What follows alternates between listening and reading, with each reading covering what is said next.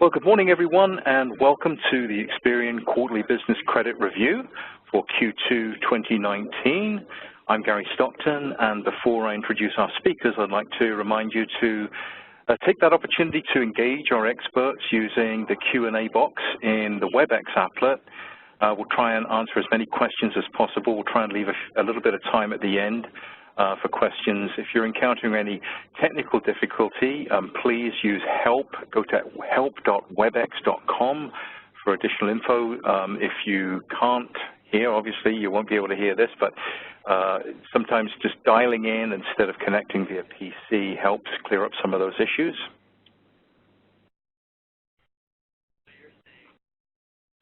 During today's webinar, we'll be focusing on key findings in the just released Experian Moody's Analytics Main Street Report for Q2 2019. Our speakers today will be Brody Oldham of Experian, Derek G. McCrank, and Christian Doridis from Moody's Analytics.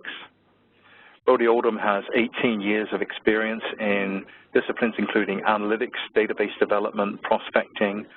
He leads a team of statistical consultants while remaining an active strategic statistical consultant for commercial data sciences within Experian. In his current role, Brody provides the marketing and sales organizations with customized analytics support. And prior to joining Experian, he worked at Citi Cards and Citi Mortgage as a consumer risk analytical consultant. Derek Grunfelder McCrank is an associate economist at Moody's Analytics and a member of the Credit Analytics Group in Westchester, Pennsylvania. Derek works on building stress testing models of consumer loan performance for a number of consulting projects. He has a bachelor's degree in economics from the University of Wisconsin-Whitewater. Chris Doridis is a deputy chief economist at Moody's Analytics, where he manages a team of economists focused on consumer credit modeling and analysis for banks, investors, fintechs, and other financial institutions. He provides regular commentary to clients and the media on the state of consumer credit, markets, and small businesses. He received a PhD and a master's in economics from Johns Hopkins University for his work on income inequality and technological change. Currently, Chris is developing methods for incorporating economic forecasts into loss allowance estimates in order to comply with the new accounting rules for CECL. And now I'd like to introduce Chris Doridis to take us through today's program. I'll pass the control over to you, Chris. Very good. Well, thank you very much, Gary, and thank you everyone for joining us here on our quarterly call to discuss small business credit trends. I'm going to start off with an overview of the economic events over the last quarter and what a quarter it's been. There's been certainly no shortage of economic data or news to make things quite interesting. So I'm going to highlight a couple of the key trends that we're seeing within the economy, some of the key risks that we're monitoring very closely. Without a doubt, it is a time of tremendous uncertainty, and so we are tracking things very, very closely. And in particular, I'm going to highlight things that are potentially going to impact small businesses and small business credit. Right? So I'll set the stage, if you will, in terms of economic data, and then I'll turn the floor over to Derek to talk about some of the key trends that we're seeing in terms of credit performance among small businesses. All right.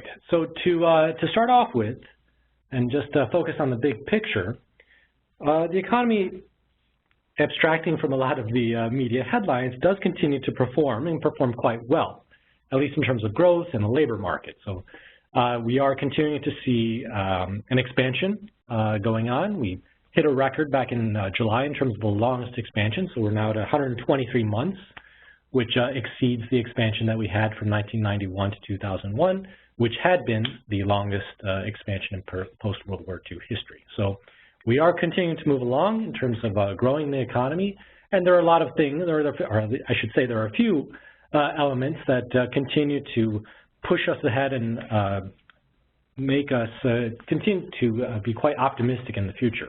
Really, it is the strong job market and some fiscal stimulus that does continue to make its way through the economy. However, the risks certainly are certainly weighed towards the downside at this point. We have growing risks mainly coming from outside the economy, so external shocks, whether it's trade and tariff issues with China or Brexit or some of the other major events that we can talk about, certainly the latest drone strikes in Saudi Arabia are yet another external shock that is now on our radar screen and something that we need to contend with. We also are keeping our eye on policy limits and potential errors when we think about monetary policy or fiscal policy, and what could the Fed do if we do continue to see the economy slow, or what could Congress do to juice up the economy if we do have some of these other shocks coming in and playing a role in terms of potential growth. There are some concerns that we have certainly in terms of the limits of those policies and potential errors that could be made that could pull the economy into recession at this point. There are supply shortages as we think about the ability to find qualified workers. That's certainly an issue with a number of small businesses, and small businesses are also indicating that they're running into some other supply constraints. So, for example, construction companies are having trouble finding lots to build on in a number of cities across the country.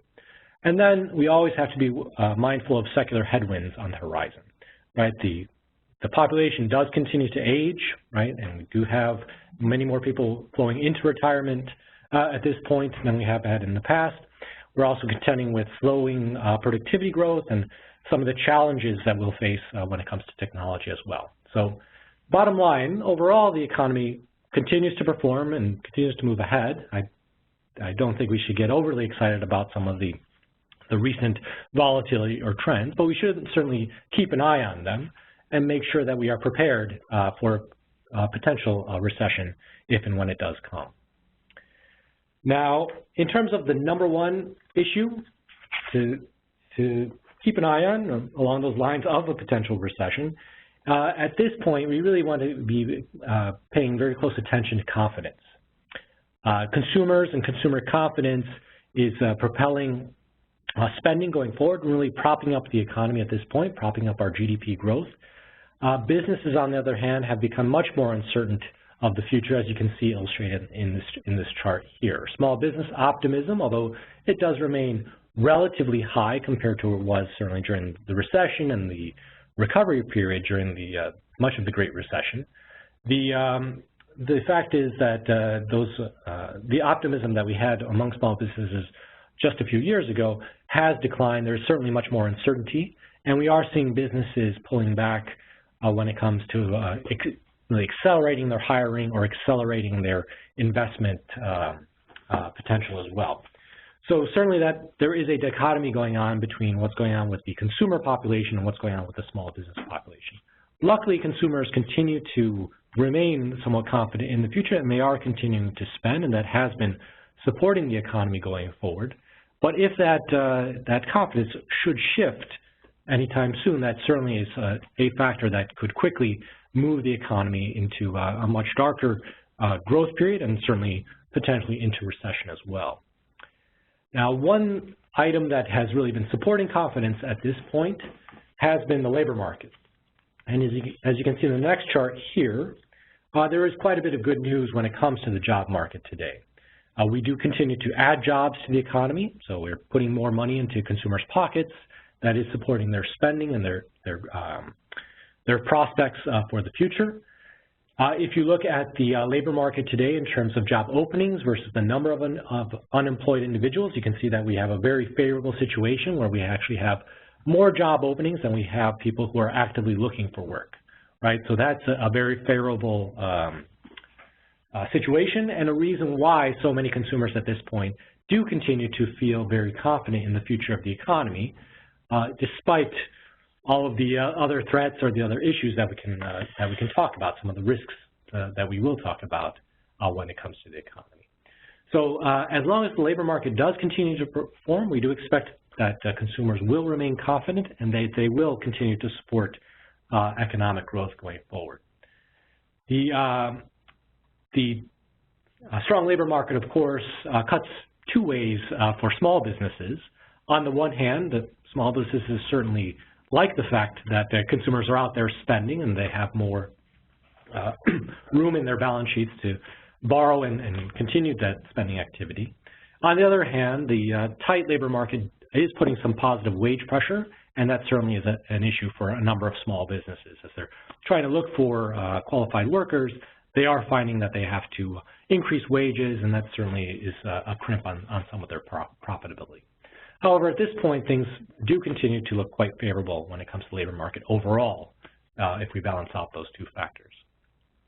Looking regionally, one nice thing about this current expansion is that, by and large, all parts of the country are continuing to participate in the expansion that I mentioned. Obviously, there are some pockets of risks out there that are areas of the country that haven't fared as well as we think about increased tariffs and the trade war. So particularly some parts of the Midwest, concentrated in agriculture, aren't faring nearly as well as some other parts of the country. But by and large, as you can see on the map here, we would classify most of the metropolitan areas as either being in mid-expansion or late expansion. There are actually very few metros at this point that we actually would label as being in recession. A few of those are located in Louisiana, as you can see here, by some of the red areas. Some of the metros in Illinois, also in recession, and there, Watertown, New York, also is an area that we view as being in recession as well, given some of the key economic data or trends that we're following. Outside of those areas, by and large, the country is participating in continued growth. So that, again, is very, very favorable as we think about the diversity of this expansion, as it does continue to provide job opportunities for a number of different individuals across industries and across different parts of the country as well. Now, as we think about some of this good news, we have to also balance it against a number of the risks that are out there. As I mentioned earlier, there are a number of threats on the horizon that we are paying close attention to that actually could move the economy into a much more negative situation. First and foremost, in terms of our risk list, has to be the continued trade war with China. We are now moving, or we have made announcements to move in a direction that starts to increase tariffs on a number of consumer goods. That's what you can see depicted here as we go into the next round of tariffs that were announced by President Trump. We are going to see many more products that are exported out of China into the U.S.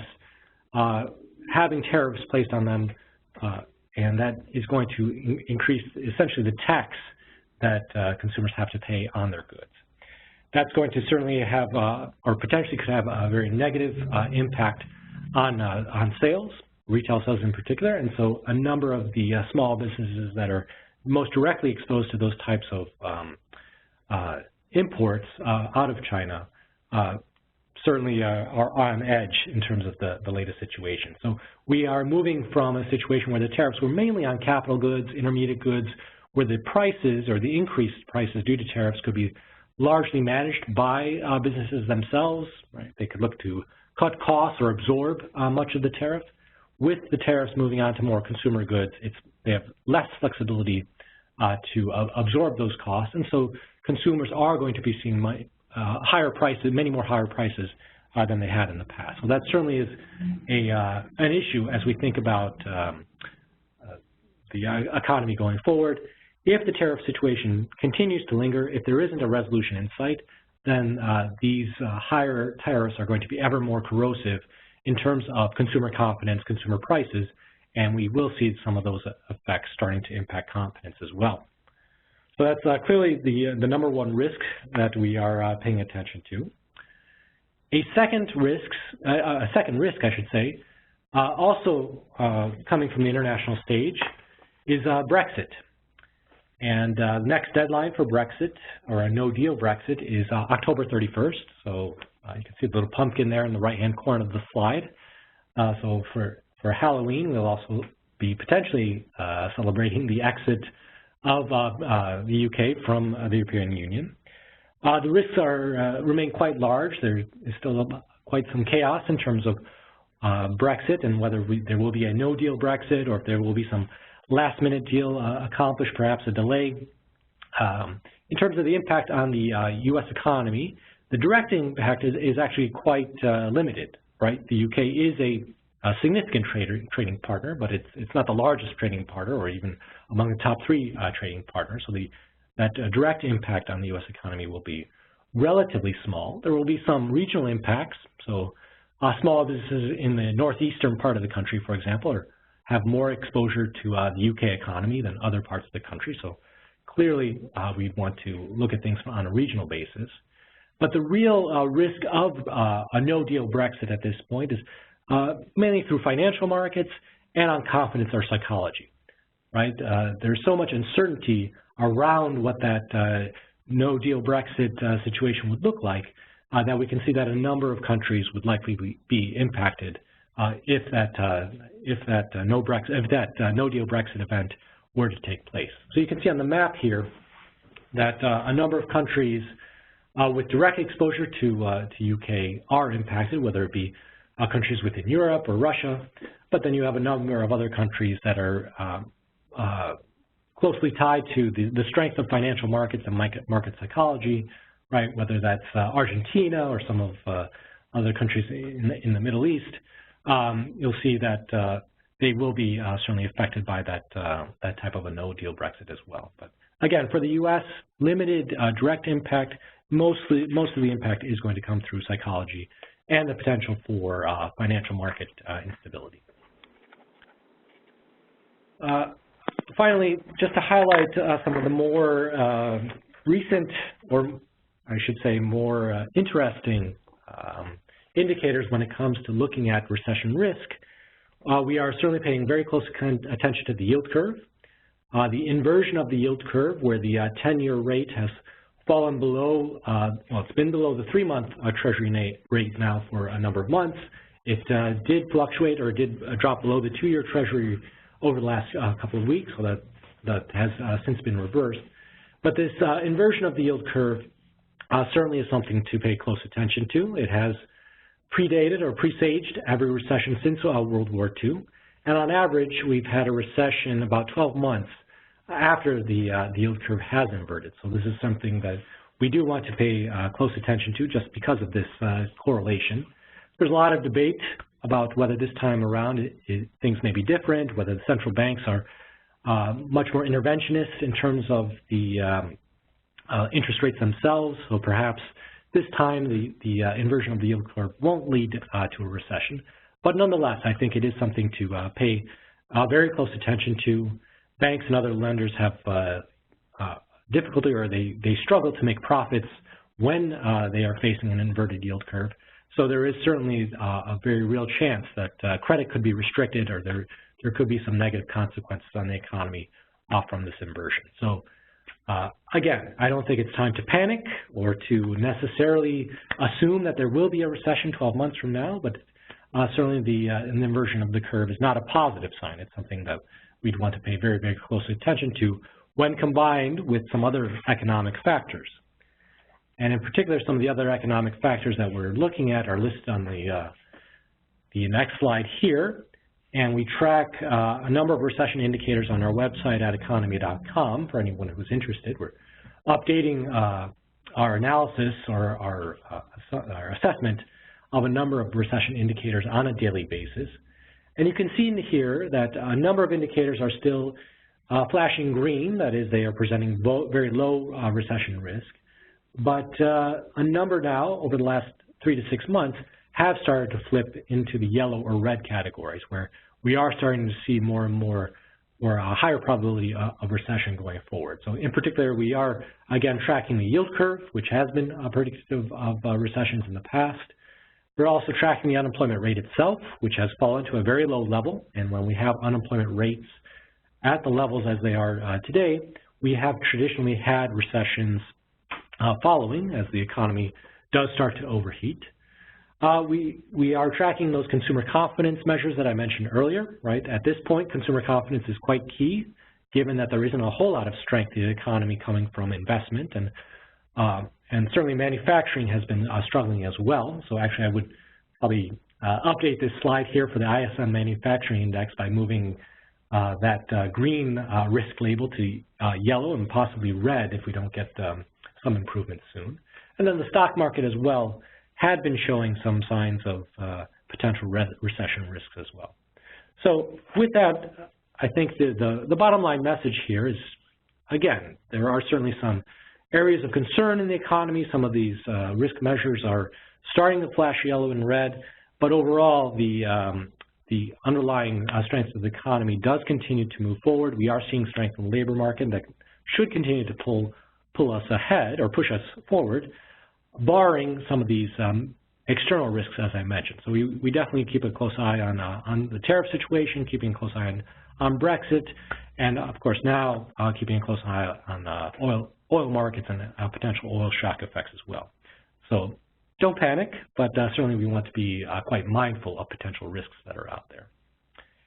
And with that, I'll move over. I'll invite Derek to tell us a little bit more about the trends that we're seeing within small businesses and small business credit in particular. All Derek? right. Well, thank you very much, Chris. To begin with, as I'm sure most of you know, I like to start out by talking a little bit about the data set that we at Moody's work with from Experian. So Experian provides us data on approximately 7 million small businesses every quarter.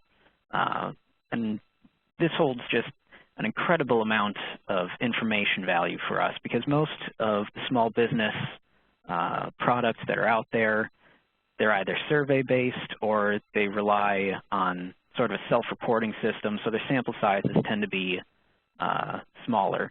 So since we have roughly 7 million small businesses that we're reporting on every quarter, I think that this gives us a really deep view into what's happening with small business credit.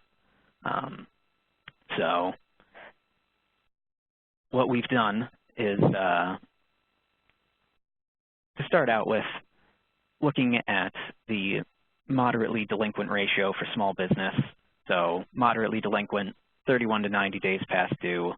We're seeing a delinquency rate of about 1.6% of balances, of outstanding balances for small businesses. And this has kind of been bouncing around this level, as you can see, really for 2.5 years now. Ever since early 2017, we've been kind of just moving in this calm, steady space. And I think that it really goes back to what Chris had talked about in terms of business confidence. So from the end of 2016, early 2017, we did see a spike in business confidence, and that is reflected in our data in terms of credit performance. So businesses have had the cash flow to service their obligations. So continuing on with that theme, the last few years we have seen that new establishments have been forming. So you'll see new establishments in green here, and the rate of new business formations has been, well, at the end of 2018, which is the most recent data that's out from the BLS right now, new businesses were forming at a rate of 2% of all existing businesses, which is pretty impressive. And we do see that as a result of this, or certainly in line with this, there has been some churn in the business community in the U.S. and throughout small businesses. So as new businesses are entering the market, old businesses are exiting, and this is really a healthy churn that we have going right now, which is a very positive thing overall for the economy. So as small businesses do better, employment will rise, incomes will rise, and so on. So this is a good development that we've been seeing really for the last year and a half or so. So this slide, you have to look at the main title here. So balanced growth has slowed with confidence. So in green we have the Moody's Analytics Global Business Confidence Index. As if you've tuned in before, I'm sure most of you are aware that normally for business confidence, I would use a different measure like the NFIB's Optimism Index that Chris showed earlier. But given all of the trade-related talk that we've had going on for the last year or so, and what's been called in the media the trade war, I wanted to give a more global perspective of business confidence this quarter. So I used our own business confidence index, and I compared that with the small business balance growth that we've seen in our data set. And what you'll notice is right around the time that business confidence started to fall off, back in mid-2018, was right about the time that balance growth started to drop off as well. So there's definitely a connection between what Chris had talked about with confidence and what's shown here with business confidence, and whether businesses are looking to expand, are looking to put money where their confidence is. And right now, we're seeing that that is depressed compared to where we were even a year ago. And a lot of that just has to do with the uncertainty in the business community right now. So if you start a business, are you going to have the cash flow to service any obligations that you take out to get it funded and get it going?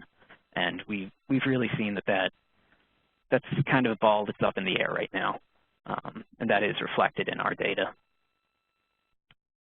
So continuing with that idea, showing on your screen now, proprietor's income, overall in green, non-farm business income is in brown, and then farm income is in blue.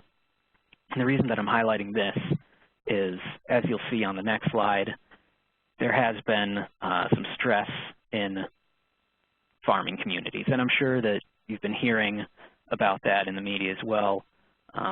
And this slide just really gets at why that's so important right now, because as you'll see, the farm income is shown on the right axis, and really for the last 6 years, it's kind of been a toss-up whether or not in any given quarter farms are going to have had income growth or contraction from a year before. So as you'll see, that blue line just bounces back and forth across the zero axis pretty regularly. And that's been something that's been going on for the better part of the last, half decade. And that's really caused a lot of strain for small farmers. And we do see that quite clearly in our data. So when you're hearing narratives about, last year more farms went out of business in a state like, say, Wisconsin than in X number of years before, that is something that's happening, and we have it in the data. So it's definitely a problem that's out there, and it's not only for the small businesses themselves, but small business lenders now have to take this into account, that this industry has become risky, and until there's sustained improvement in proprietors' income for small farms, these businesses, their risk profile is definitely different than it was half a decade ago. So moving on to see geographically, this has kind of been bouncing around, and I've shown this for the last few quarters because it is a trend that we've seen coming based on that proprietor's income data, but every quarter, ag delinquencies and bankruptcies are moving up a little bit. There's a definite trend in the ag industry, and a lot of that is shown not so much in the second quarter in states like the Plains, but in the second quarter we did definitely see weakness in the area east of the Mississippi River, so the Great Lakes, the Southeast, the Northeast. Small farmers have been hit hard, and in the second quarter that was in the east, but I'm sure in the third quarter it's going to move around a little bit again, but we are going to see that remain, especially in the Great Lakes and the Plains regions. So this slide is actually something I put in kind of at the last minute. So one of the things that has been happening this year, and this data is from the Small Business Administration, their 7A and 504 portfolios that we have data for. As you can see, the term on newly originated small business loans has just this last month hit a 20-year high. And that has been a clearly developing trend for the better part of the last year, especially so in 2019 now. And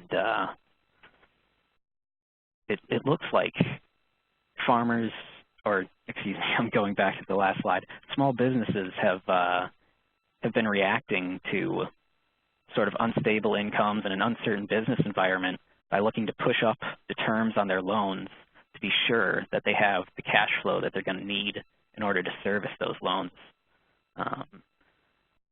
So it kind of continues the narrative that, you know, small businesses are very, very wary right now of what's going to be coming. And before I move on to my last slide, I just want to say we've been working for a while with Experian, and we kind of had an idea coming in that there was going to be a product developed from these Main Street reports, and we've been working towards that pretty diligently for a while now. So I'd like to give you all a little teaser of what you can expect to see in the future this quarter. So what you're looking at now is the Main Street Performance Index, and this index is a composite of several of the performance metrics that we have within our data and that we get from the SBA data. So we're really trying to capture as large of a universe of small business credit performance data as we possibly can.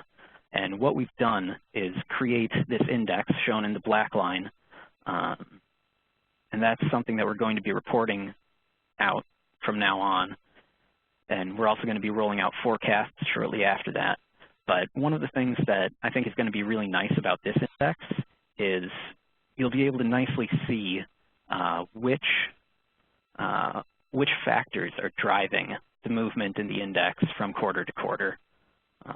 So like here, I've shown this index. You can see the 31 to 60, 61 to 90, and 91 plus day delinquency buckets. Bankruptcies and SBA charge-offs are the overarching categories of inputs to this index. So we've aggregated a lot of small business credit performance data, and we're going to be rolling this out in the very near future so that it's much easier for you all to digest what's happening in small business credit in any given quarter. And we think this is going to really make the data more digestible rather than having the huge number of metrics that we've looked at in the past. So you'll be able to just get an all-encompassing view with one metric of what's going on. And with that, I will turn things over to Brody. Thanks, Derek. You know, we got excited when we first saw the index and here at Experian, and really appreciate the partnership that we have with Moody's, with Derek and Chris and the rest of the team there, and really being part of just a sounding board going back and forth on the index, and really have enjoyed watching them pull this together. I mean, they really did a great job on this, so it's a good one that we'll watch as well. I always learn a lot in these reviews when we come together. Different insights and perspectives on current stories and global events. Thanks, Chris, for touching on that today. Some of these stories really have an impact on our industry, and I get an opportunity to focus on some different sectors and dig into the data to learn more about the health of our small business ecosystem that we're working within. Now, like Chris and Derek mentioned earlier, we're seeing some of that same slowing in the U.S. market, but really are encouraged by our clients preparing for and pricing products appropriate for the risk and squaring up their portfolios in preparation for a leaner economic cycle. We see that trend happening across the ask that we're seeing from clients. And we really, I have an appreciation for that forward thinking in preparing these portfolios for a downturn to ensure that we have some market stability as we go forward. It doesn't mean that there's a full economic recession on the horizon. I mean, Chris talked about some of the different indicators that are out there and some that have moved into that yellow or red position. But, you know, it's good to see that preparation for stability here and really testing portfolios for market sensitivity. It helps our clients, you know, as we look at these different indicators to put together their playbook so that you guys can be more nimble when we're seeing some of these market challenges really arise. And we're seeing a lot of them lately. If you just sit back and watch the news for 20 minutes, you'll see a lot of them. Well, we're going to take that same amount of time, about 20 minutes here, and dig a little deeper into small business performance. So when we jump into it, we're going to look a little closer at commercial credit trends now. So we talked a little bit about consumer, what we're seeing there. We're going to focus on a more granular set of data that's made up of small businesses with tens of millions of transactions a month across a wide array of industries. We use the small business credit share data. It's focused consortium data that includes expanded payment performance data on products like lines of credit, credit cards, loans, leases. And it's really a great way to look for signals that are predictive of future originations, payment and delinquency. And what we see is that these trends play a role in signaling either a pullback or trouble for a specific industry, or in creating just an opportunity to identify upside lending. So creating an opportunity areas within these different segments to lend a little deeper. So let's kick off with some installment loans and look at this segment, this product type, as we look within the Experian data.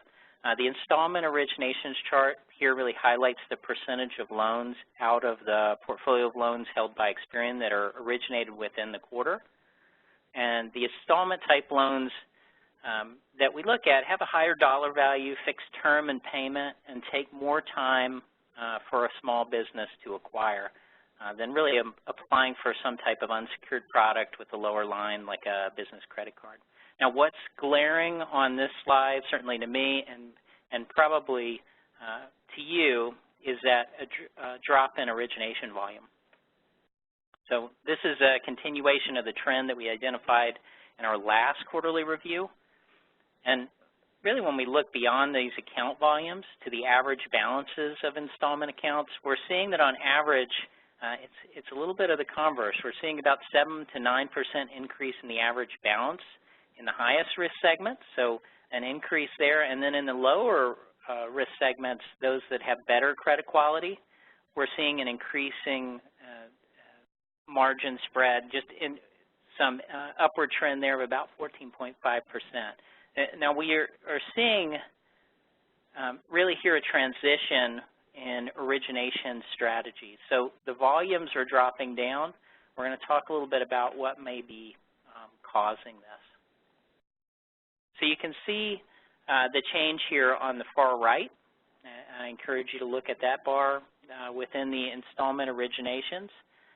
We know that they've been slowing a bit, and the loans that are being originated now are less risky than they were in the prior quarter. When we look at the quality of the installment loans originated as a predictor of long-term performance, this strategy change is really what we see. The risk segments are identified here by the IntelliScore, and your eyes are really drawn to that yellow medium risk and the green low risk bands. You'll see they're in the middle of the bar. And we're seeing the reduction where we had seen expansion in previous reviews of the medium to high risk segments, and you can see those bars expanding, those segments expanding. The changes over the last 24 months really showing it growing and underwriting even a little bit more risky paper, but the trend appears to be transitioning into a slightly more risk-averse view. So over the next few slides, again, you're going to see that medium to high-risk segment compressing compared to the overall portfolio year over year. So when we break these portfolio trends by risk segment and industry and look at the same quarter in the prior year, we're going to see that the portfolio views are fairly stable. An average balance for each industry is noted by the dot. You're going to see the dot in each one of these bars with the balance amount, with our average balance amount there. So we continue to monitor segments like Derek spoke to, like agriculture, and those are because they're impacted by continued tariff uncertainty. And we had a wetter season than normal, and it caused some planting difficulties, certainly in the Midwest. When we look at other industries within the similar lens, we're going to see them impacted about the same. But when we look across all the other industries, and you'll see other industries here, those that really are less impacted by regulatory uncertainty, we're seeing a reduction in the more risky balances, while those like ags and manufacturing are seeing that heightened risk. And that's some of what Chris talked to a little bit earlier as well. Now, we continue to see the same trends in these industry segments as well. As you look across these on the screen, we see that installment lending within this portfolio, risk being underwritten and held within the portfolios are pretty stable at this point. The next trend we look at is really the overall commercial installment delinquency trend. We break the U.S. down into regions. You're going to see some of those on the right to identify strengths and potential weaknesses within the regions. And really that's specific to the mix of industry in the region and the market drivers that impact that. We look for, certainly Brexit impacts in the Northeast. But for the most part, delinquencies on installment loans are fairly stable in all the regions, with the Southwest still cooking up a bit with the highest probability of default. But still, if you look here, what you'll see is that it's around the same levels as it was in the previous year. So the average balance by installment risk, again, is very stable from the overall installment portfolio view. No trends that are particularly dramatic in this space.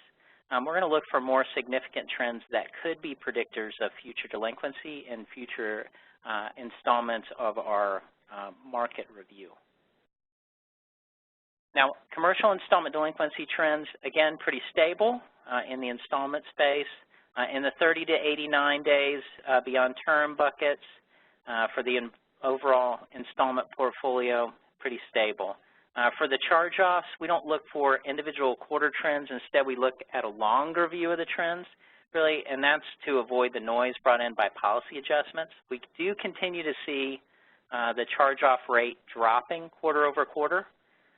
No delinquency trends, again, here are particularly dramatic in the small business installment lending overview. But when we break these out into industry segments and regions, you're going to see an increased higher delinquency trend in areas impacted by regulatory and trade uncertainty. Like Derek spoke to, I saw an ABA article that estimated about $208 million in real estate-owned farmland was being brought back on the books of banks' balance sheets this summer, and that's according to FDIC data.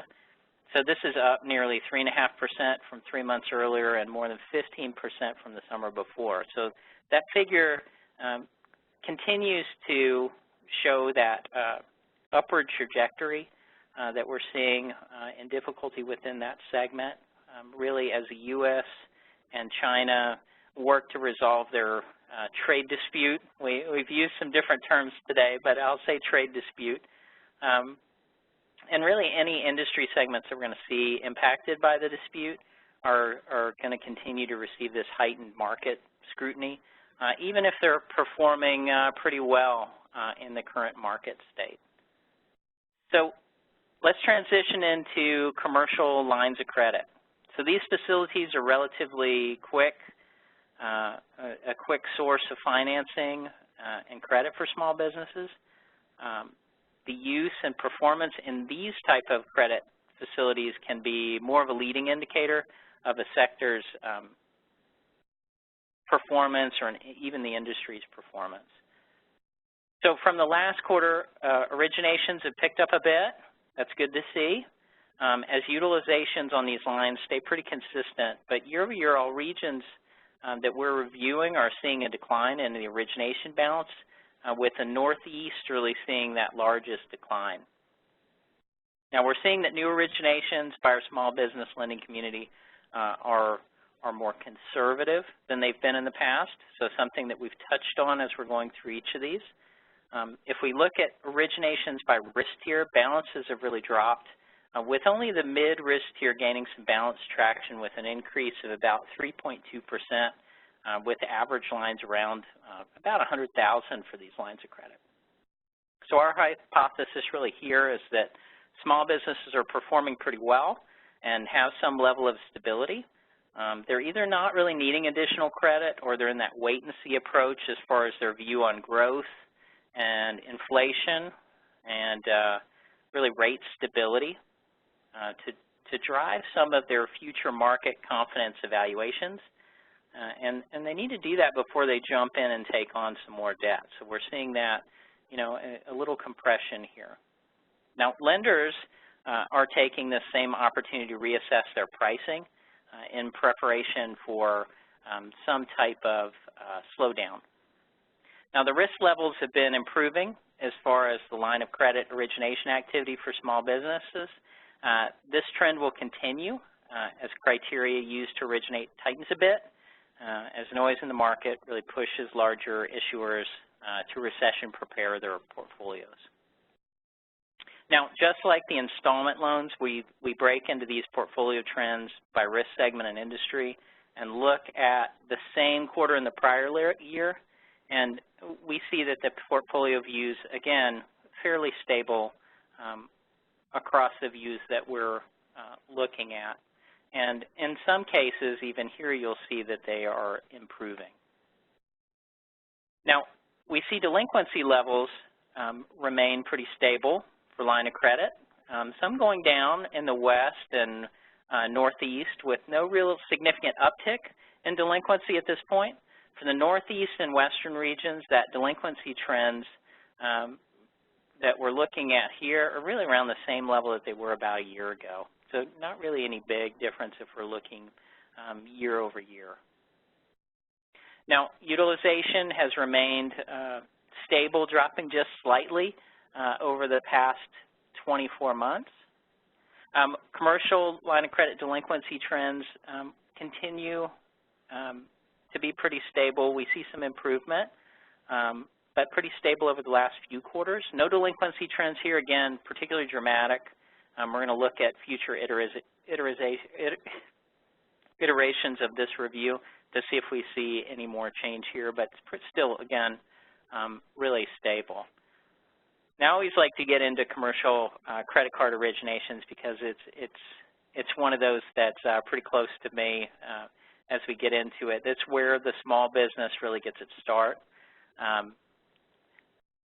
Small business owners, people getting into, starting up a business will get a business credit card to separate their business spending from their personal spending. We've saw reports that really push this, and I'll tell you from personal experience that that was a milestone really legitimizing my business and adding purchasing power from the start. The pace here represented is pretty steady and not showing some of the same slowing signals that we saw in line of credit or installment loan originations. The Northeast really saw the most notable drop in originations, down about 5%. Could be Brexit, like Chris mentioned earlier, but lenders are digging in a little deeper in this segment of the business, these types of lending facilities. We're going to see balances in the high-risk segments are up an average 11%. This is going to bring up utilization rates with the increase. Small businesses still in that growth mode as small business starts continuing or really continuing on their trajectory of growth. So like seeing that in Derek's presentation, good to have that confirmation.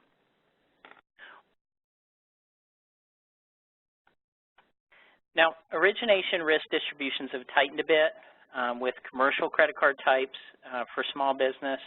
You're going to see this trend here change. That may continue as consumer and small business confidence is really tested. The criteria used to originate is tightening because of that noise in the market and, again, pushing those large issuers to prepare for some type of challenge in the near future. Now, this segment is going to be the first to use machine learning models to improve selection and account management. The benefit will be improved portfolio makeup, KYC and portfolio management, enhanced stability and profitability. You're really hearing a lot about that in the market. We're really seeing a lot of big impact here with some of our clients already. So we should see these breakdowns of risk within portfolios shift a bit due to that incoming factor as well and those new tools that are coming in. Now, what you're going to notice in this slide is as we break it down into industry segments, is that the yellow and orange bars, again, are expanding from the prior 12 months. Industries such as mining and construction and manufacturing are becoming a little more risky than they were in the prior year.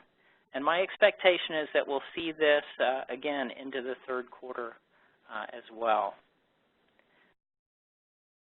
And when we look at delinquency rates, they, again, remain pretty low overall, with most regions near where they were the same time in last year in 2018. So as we monitor the delinquency trends, we really should consider what's reached that stage of delinquency where the collection activities are taking place and debt is being written off. And we see the percentage of accounts charging off has really stabilized over the past few quarters, and we expect, again, this trend to continue, if all things remain constant, continue into the third quarter. Now, what we are seeing is some utilization increase in the mid to high risk segments of the portfolio. The overall trends are pretty stable. The slowdown in originations for both installment lines and credit type of products over the past quarter may be leading to some of this increased utilization in the commercial credit space and commercial cards. We've seen the first of the Fed rate cuts. We'll probably see another one coming up, just small ones, and really waiting to see how this will impact the market. It could lead to some utilization relief as our customers are going to have a little more access to some different credit facilities to inject some capital. So what's really important from today? What should you be taking away from this discussion that we've been leading here with Chris and Derek and I? Is that the economy continues to grow, even though the pace has slowed, with market noise, by political and global economic forces mixing some of those short-term signals. Business and consumer owner credit trends are still at good levels for growth. We're seeing an increased focus on fraud prevention as cyber attacks and fraudsters become more and more aggressive towards small businesses. You're going to hear in small business space the Frankenstein loans coming up, another topic for another day, but a fun one. We see that small business confidence and consumer confidence are stumbling a little bit. Lenders are tightening the reins on business owners and consumer lending through their criteria, able to target some of those segments a little bit more. But it's going to be noticeable. We're going to see some of that in the coming months, certainly in commercial lending criteria. So prepare for the recession. We're getting ready. Our clients are coming to us, coming to Moody's, saying, what can you do for us? How do we know our customer better and evaluate the originations, playing and working with customers all the way through the credit life cycle to be a partner to our customers versus a vendor. That's really where we all want to play. So in general, we're in a pretty good position. The market really has some mixed signals. That it's creating some conservative borrowing as well as lending conservatism in the small business ecosystem. So I think we're in a good spot, still growing. We're seeing a little bit of tightening, and we'll see the global market, some of those shock waves come across, but I think that we're preparing, pricing, and putting together those playbooks so that we're ready if a downturn occurs in the near future. So I hope all of this has been helpful to you. I'd like to turn it over to our moderator, Mr. Stockton, to open up the chat line and see if what questions that we can help with. Thank you. Yeah, thanks very much. Thank you very much, Brody, for those remarks. We did have a couple of questions come in, and Derek has indicated that he would like to answer the question that came in from Jane. Are you there, Derek? Yeah, I'm here, Gary. So Jane had asked about the SBA term slide that I had showed, and I'm just trying to find her question here. So her question was, isn't the increase in the term of SBA loans due really to the fact that the SBA is offering 25-year fixed-rate financing that's being taken advantage of in a perceived rising rates environment? So Jane, thank you for the question. It is to a great extent, it is the 504 program that's responsible for the increase in terms. But what this shows, and especially from the strong demand that we've seen in the 25-year term option in the 504 program, is what the SBA had been offering before wasn't necessarily the right mix of term structures to allow businesses to have the cash flow needs that they wanted. So since that's come in, we've seen in the first 6 months, I think it was over 1,000 businesses had taken the 25-year option in the 504 loans. So we've definitely seen strong demand. And this isn't, so you are right, first of all. You are right. The 25-year term, it's a new offering. It has largely been responsible for the large increase we've seen. However, if we do isolate the 7A portfolio, we do see that terms have been rising there as well. So the sort of exaggerated term increase that was shown does largely stem from the new product offering, which is the 25-year debenture.